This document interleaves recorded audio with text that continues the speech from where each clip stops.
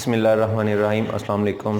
Class 9th का math का आज हमारा 4th लेक्चर है। एक्सरसाइज 1.1 हमने कंप्लीट कर ली थी। आगे कुछ डेफिनेशन हैं जिसको हम आज डिस्कस करेंगे।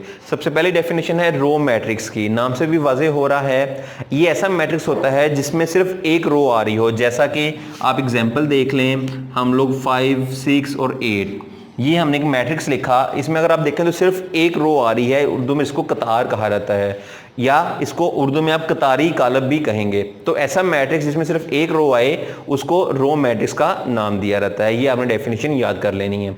आगे चलते हैं। नेक्स्ट डेफिनेशन है कॉलम मैट्रिक्स की। तो जिस तरीके से रो मैट्रिक्स में एक रो आ रही थी, ऐसे ही कॉलम मैट्रिक्स में एक से ज़्यादा कॉलम नहीं आ सकते, सिर्फ एक कॉलम होता है। तो 5, 7, 9 आपने देखा इसमें सिर्फ एक कॉलम आ रहा है, तो ये हमारा कॉलम मैट्रिक्स हो जाएगा। रो मैट्रिक्स में एक रो है, या उसको उर्दू में आप कतारी कालब भी कहेंगे, यानी उसमें एक कतार होगी। और कॉलम मैट्रिक्स में एक कॉलम है जिसको हम कॉलमी कालब भी कहते हैं, और इसमें भी एक कॉलम ही होता है। आगे चलते हैं रेक्टेंगुलर मैट्रिक्स। अब उसके नाम से भी पता चल रहा है ये रेक्टेंगल की शेप का एक मैट्रिक्स होता है। मीन्स इसकी प्रॉपर डेफिनेशन क्या है कि इसमें नंबर ऑफ रोज और नंबर ऑफ कॉलम्स बराबर नहीं होते। इसकी एग्जांपल ले लेते हैं। लेट्स सपोज 2, 3 ए यहाँ पे हमारा एक नंबर आ रहा है, और 5 बी और 6, 7 आ रहा है। अगर आप देखें तो इसमें नंबर ऑफ रोज कितनी है?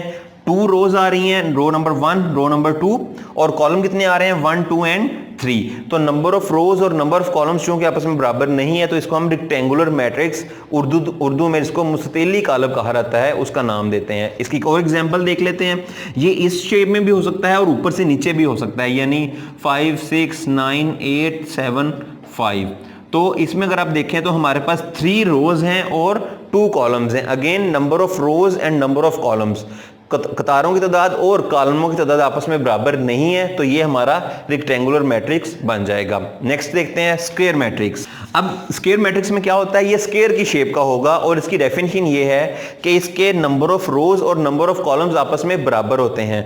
रेक्टेंगुलर के लिए कंडीशन ये थी कि नंबर ऑफ रोज और नंबर ऑफ कॉलम्स बराबर नहीं है, और स्क्वायर के लिए कंडीशन है कि number of rose and number of columns आपस में बराबर हैं, यानी कॉलमों की तादाद और कतारों की तादाद या रोज की तादाद आपस में बराबर होनी चाहिए। जैसा कि 5, 6, 7, 8 अगर आप देखें तो इसमें नंबर ऑफ रोज कितने हैं? 2 रोज आ रही हैं और 2 ही कॉलम्स आ रहे हैं, तो दोनों की तादाद आपस में बराबर हो गई, तो ये हमारा एक स्क्वायर मैट्रिक्स बन जाएगा। और भी इसकी एग्जांपल हो सकती है, जैसा कि 0, 1, 1, 0।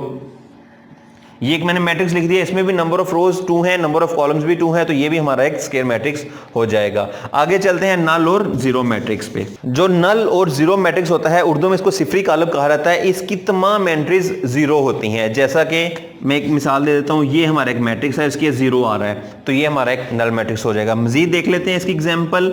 लेट्स सपोज 0, 0, 0 और 0, ये हमारा एक नल मैट्रिक्स हो गया। आपने देखा इसकी तमाम एंट्रीज क्या हैं?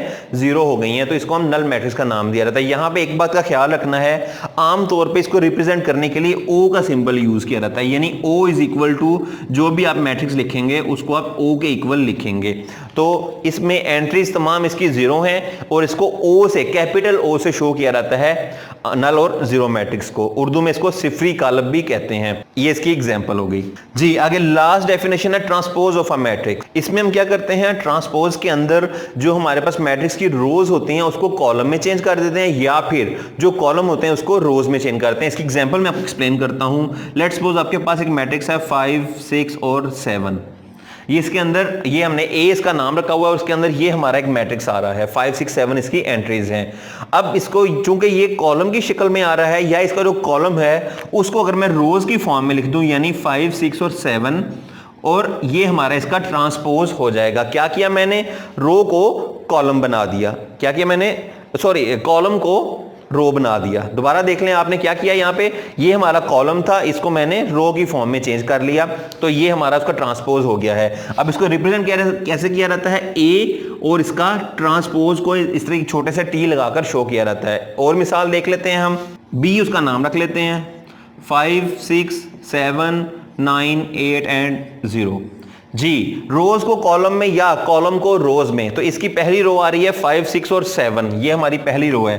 तो हम इसकी पहली रो बना लेते हैं, पहला कॉलम बना लेते हैं 5, 6 और 7। क्या किया है हमने जो उसकी रो आ रही थी 5, 6 और 7 पहली रो थी, उसको उठा के पहला कॉलम बना लिया। इसी तरीके से दूसरी रो आ रही है 9, 8 और 0, तो इसको दूसरा कॉलम बना लेंगे। 9 और 8 और 0 पहली दूसरी रो है, ये दूसरा कॉलम बन गया, तो ये इसका ट्रांसपोज आ जाएगा, जिसको बी और उसके ट्रांसपोज से शो किया जाता है। तो आपने देखा ट्रांसपोज ऑफ अ मैट्रिक्स में हम क्या करते हैं, रोज को कॉलम में या कॉलम को रोज बना लेते हैं। आप दूसरे पे आपको एक्सप्लेन कर देता हूं। देखें, अब ये पहला कॉलम है तो ये पहली रो बन गई, ये दूसरा कॉलम है तो ये दूसरी रो बन गई, ये तीसरा कॉलम है तो ये तीसरी रो हो जाएगी। तो इस तरीके से हम इसका ट्रांसपोज भी फाइंड करते हैं। होपफुली आपको ये डेफिनेशन क्लियर हो गई होंगी। अच्छे तरीके से इनको पढ़ लें, उसके बाद इसको भी अंडरस्टैंड कर लें। Thank you.